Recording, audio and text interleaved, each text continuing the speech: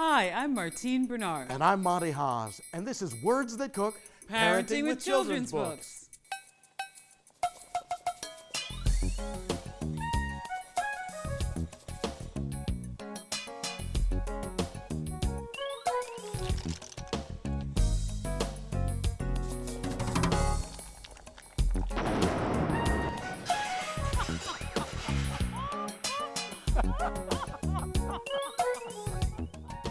Thank goodness we finally made it to the fair. What an impressive entrance. A giant book covered with windows and mirrors. I bet I know why they did that, Martine. Because a book can be a mirror, giving us a reflection of ourselves, or a window into another culture, place, or time. Yes, it can. And that's the theme for today's show. Windows and mirrors of literacy. That sounded Elizabethan. Looks like our first stop will open a window to the past. Oh, good. I've been wanting to see more theater ever since I met with Christy Pace. She loves to introduce young actors to Shakespeare. Thou hast by moonlight at her window sung. With feigning voice, verses of feigning love. Let us make haste, fair maiden. Go fetch me the flower called Love in Idleness. The juice upon sleeping eyelids pressed will make a man or woman madly dote upon the next live creature that it sees. I remember for me as a young adult in high school being introduced to Shakespeare feeling overwhelmed because I didn't know what the story was about. But we were given our book and it was in Old English and it was trying to decipher Morse code. I think studying Shakespeare opens the door to a whole new style of language that young adults are not used to hearing and are extremely intimidated by when they reach high school and are asked to read these long plays like Hamlet and Macbeth and Romeo and Juliet. And at 11, I'm trying to introduce these two stories to them in a way that they're not scary. I'll press this juice upon Titania's lids when she's asleep and when she wakes again. With school, it definitely helps with literature because I'm going into high school in a couple years and I know they'll have Shakespeare classes and stuff and teachers will be wondering what it means and stuff, so I'm getting a little head start. Hobgoblin Collius and Sweet Puck, you do their work and they shall have good luck, are not you he? There are words that I've learned from Shakespeare and I just kind of improved my English overall. It definitely has affected me, but how I feel about things and how I understand things. And some people use bigger words and I understand the bigger words. And she, sweet lady dotes, devoutly dotes idolatry upon the spotted and inconstant man. I believe that doing this acting gets a person like Eric involved in how all of this Shakespearean stuff really relates people together. It adds in the humor. Tell me, Good Bottom, what are you doing here in this forest? Well, I was rehearsing a play with some other fellows, and I went to get a drink, and then I got lost. So your friends have lost their bottom? I thought that seeing the movies first was a really good way to kind of open the gate to see that it is not dull and drudgery, that there's really, there's humor, there's personalities, there are people that are feeling the same things, and then it's a matter of the language. And now they never meet in Grover Green by fountain clear or spangled starlight sheen, but they do square that all their elves for fear creep into acorn cups and hide them there. How do you address helping the children to learn or feel comfortable with Old English? The very first thing we do is introduce the story to them, which I think if you start out knowing the story, the language becomes much easier because you know what you're looking for. And what makes all this so much more than a bit of supernatural fun is that the mischief each of the three groups makes is a kind of comment on the others. Instead of seeing love as if it were just one color, we see it in its many different colors. Its craziness, its sadness, its jealousies, and even its dangers. So the play's about love. And then we introduce them to a lot of different places that they can look. There are wonderful texts out there of Shakespeare that have the Shakespearean text and an English translation next to it. And even though it is English, it has a more modern translation right on the very next page. Oh, wilt thou, darkling, leave me? Do not so. may not necessarily know what that means the first time reading through, but on the other side, will you leave me alone in the dark? Please don't. Get this book from the library, look up whatever part you're confused on, and just read the other side. So we introduce the children to those types of literature, as well as I'm a resource for them. So whenever we're stuck, we talk about it together and all of the possible meanings and which one we think he probably meant. Cowslips tall her pensions be, and their coats gold spots you see. Those rubies fairy favors, and their freckles live their savors. I must go seek some dewdrops here, and hang a pearl in every cowslip's ear. I have the scene with Puck, it's just us two, and we are just talking to each other, and I have two monologues, and I really didn't understand what they were saying. And Anna, who plays Puck, she helped me understand because she's very familiar with the Shakespearean language. And same with Christy, she really helped me understand that. Well, we actually talked a lot about it at dinner and just talked about who their characters were and how their characters might behave today. And by trying to contemporize it, helping to bring them back into that world by contemporizing it and having them think about their characters in today's situations. The whole love triangle thing happens at school all the time. I mean, this guy likes some girl, but some girl likes the other guy, and then they switch or something like that. It happens all the time. Then two will be in love with one. That must needs be sport alone. All such things bring joy to me. Lord, what fools these mortals be. You can tell there's like a sparkle in their eye when they actually know what everything they're saying means. And they're not just saying the words because they're in the script. My love is more than his, my fortunes everywhere is fairly ranked. If not with vantage as Demetrius, and which is more than all these boasts can be, I'm beloved of the beauteous Hermia. Why should I not then prosecute my right? So after a workshop, or after having worked with these young people for so many months, what do you feel the children gain? I'm always extremely impressed at the performance. That, it's the moment that, wow, we pulled it off. And to have an 11-year-old tell you, I can't wait for Shakespeare, that's all the reward you need, really.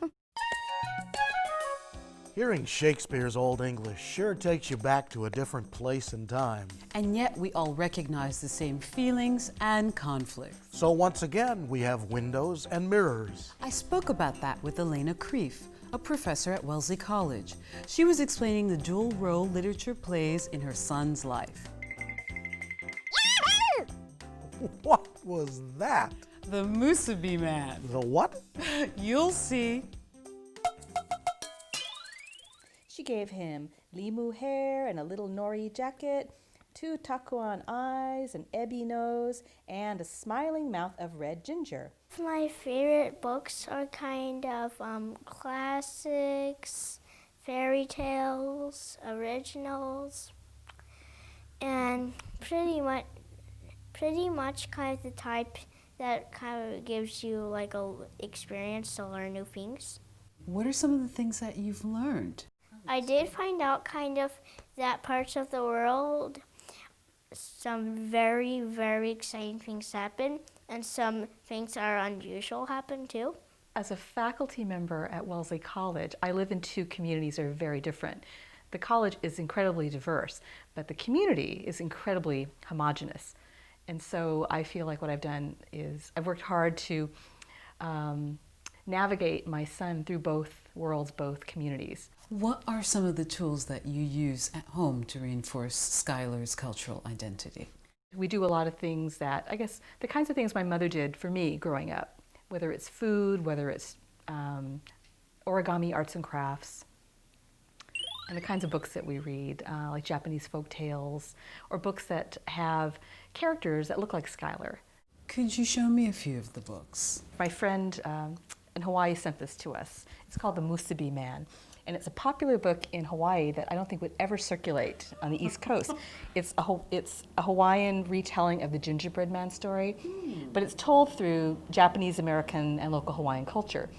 This is a book by Chicano poet Francisco Alarcón, who has written a series of children's books I just discovered. This one's called Angels Ride Bikes. These books are always published in Spanish and English. They're cheerful, they're wonderful, and they look a lot like the neighborhoods I grew up in. So you're not only using books as a mirror for Schuyler to see himself, but also to expose him to other cultures? Yes. One of the things I think is really important is that, literature should give you a window into other worlds and to the ways that other people live. How do you find these kinds of books? I've been lucky in that my friends who live in places as remote from Wellesley as Guam and Hawaii, Alaska, send me things. And they send me books that are regional, that are about their own local communities. And they're hilarious books. They're wonderful books that I would never, ever have known about.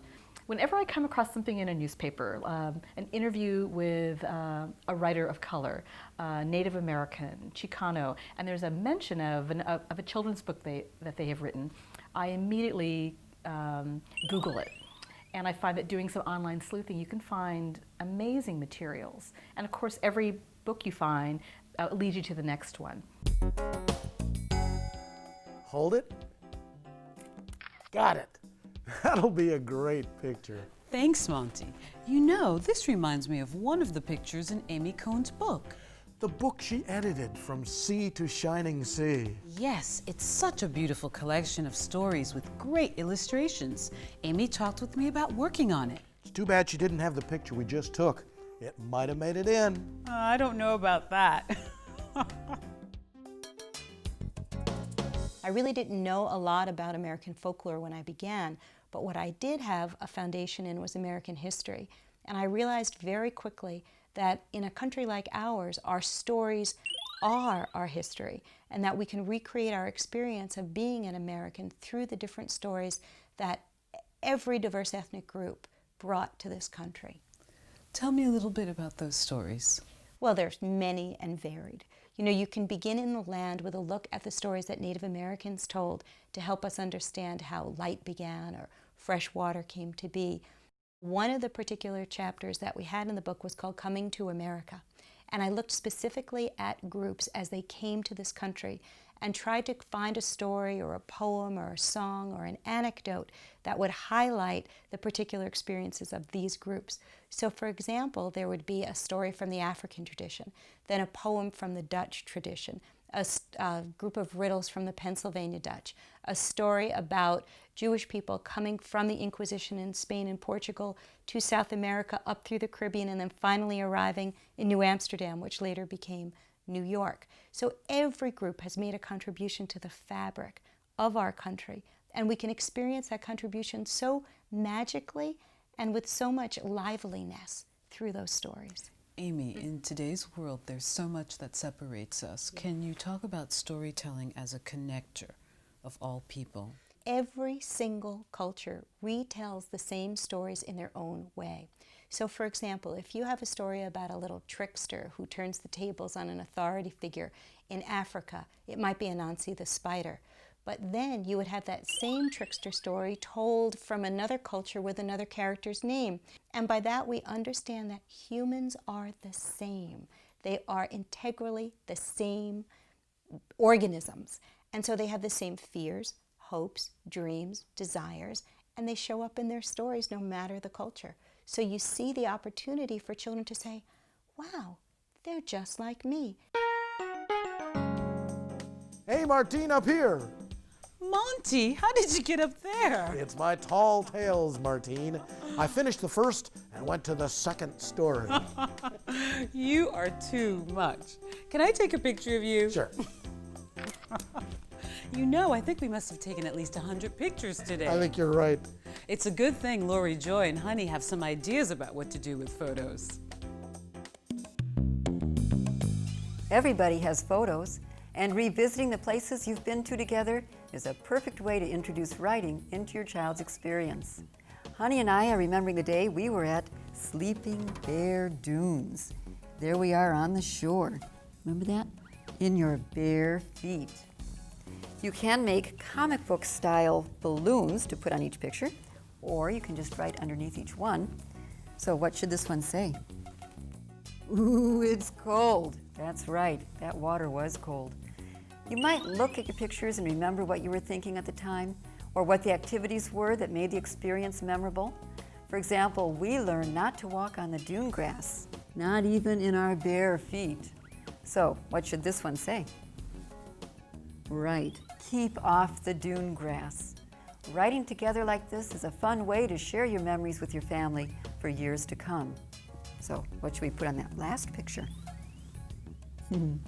I love my bare feet.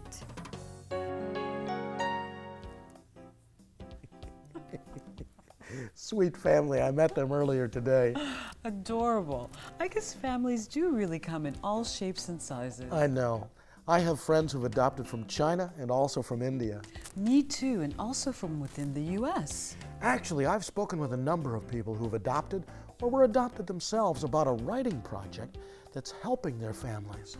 Creating windows to the past? And mirrors that reflect their identity. I even got to see one family working on their project.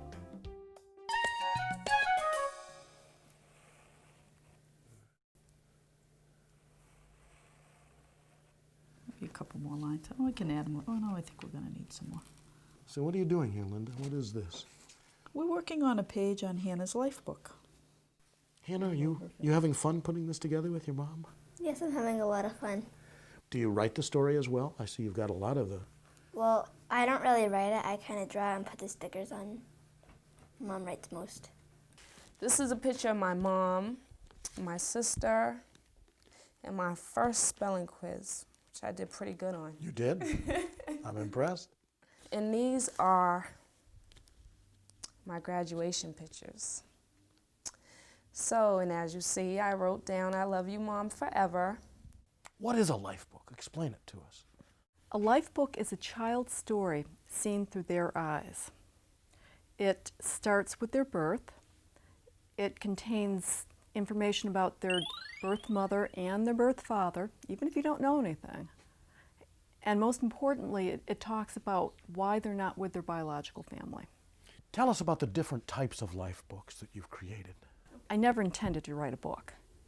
And one thing led to another, and I ended up putting together a life book guide. And this is actually for any family who's adopted, whether it's foster care, domestically, open adoptions, international. And it's pretty simple language, and there's, in the back there's full-length samples. This one is for children in foster care, so that the essential information is grabbed, and your birth parents' ethnicity, how many brothers and sisters did they have, the names of your foster homes, and pleasant memories as well. This is for families who've adopted from China. My adoption life book. Yeah. Yes. Workbook, so that parents and children work on this together. So it's a chance. It's takes a little bit of the intimacy out of it. It's kind of school related, drawing and reading and writing and questions and that sort of thing. What would be the difference then between a life book and some other sort of journal or scrapbook? I think that traditionally with a scrapbook, that you are looking at happy memories. And it's a pretty book, and it's supposed to be pretty and visually attractive, and it's the pictures that are important. With a life book, it's the words that are important. I see you've got pictures and you're starting a story here, but how will it grow? It will not only be pictures, and there will be some mementos, like when we flew back, Hannah got wings, then there's some things from China and plane tickets and things like that. But it will continue telling Hannah's story.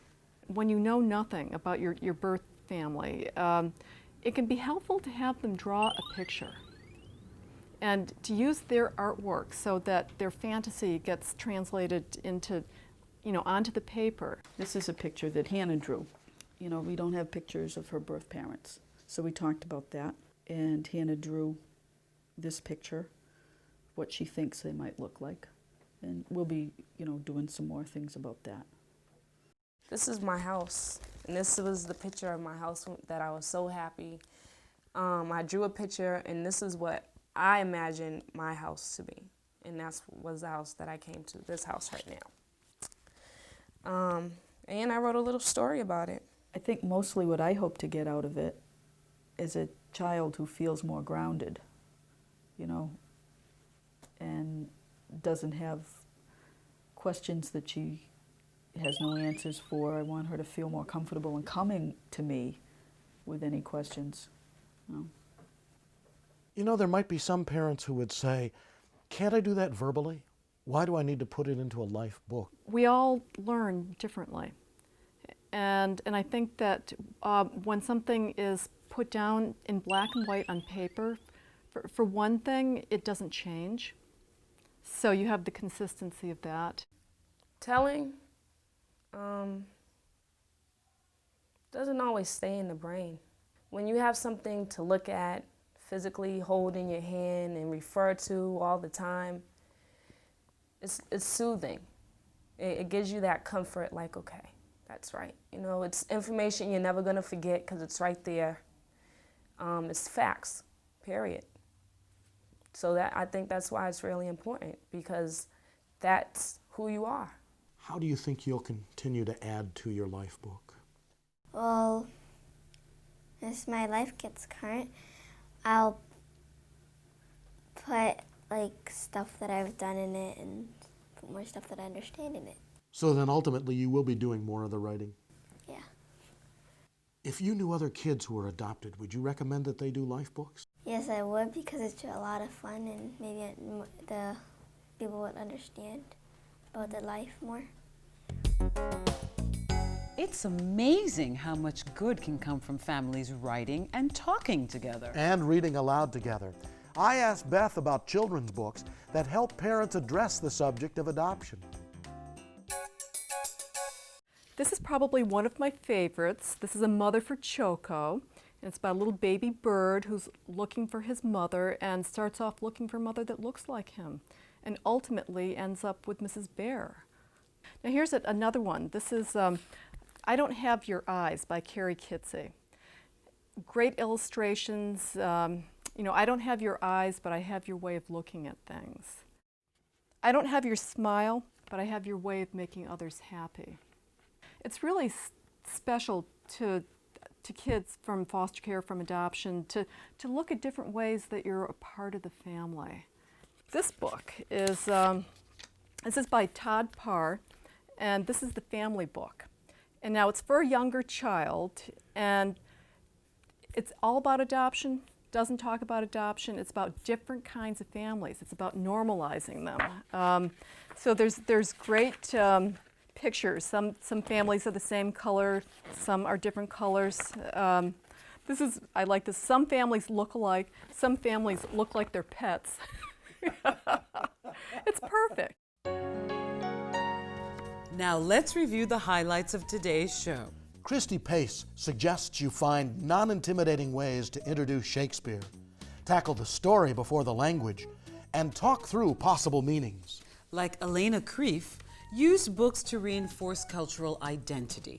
Ask friends to share regional books.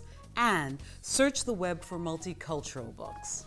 Amy Cohn recommends you recreate history with stories and compare similar stories from many cultures. Lori Joy says, look at photos to write about memories.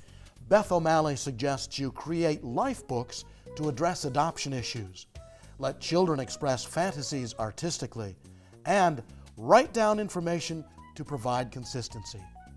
Now here's Miriam Marichak's recommended Words That Cook book list. Brought to you by the Cookie Bookie Bears.